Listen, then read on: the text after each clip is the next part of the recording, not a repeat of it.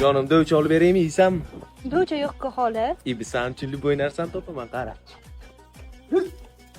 Hey! Ha dada.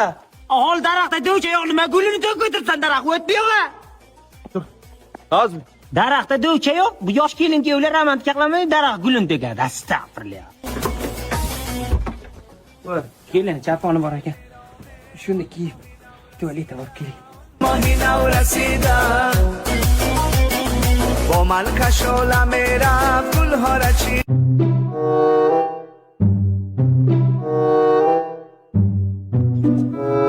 Jonim, quti oldimmi? Sog'indik odam sizni. Zokir aka, Ha? nima qilyapsiz? Dada? Nima qilyapsiz? Sen nima qilyapsan bu yerga keljilik-chi?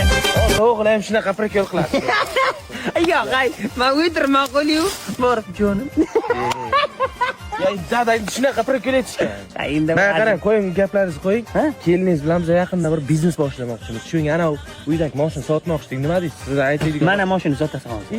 Jillimisan yo. Keyin nima qilmoqchisan? Ha, uy sotaylikmi? Hech nima ham sotilmaydi. Undan ko'ra shu mashina zaliga qo'yda pul olsang bo'ladi. Qayerdan olaman? Yur ko'rsataman. Boramiz. Aha. Yerga kel.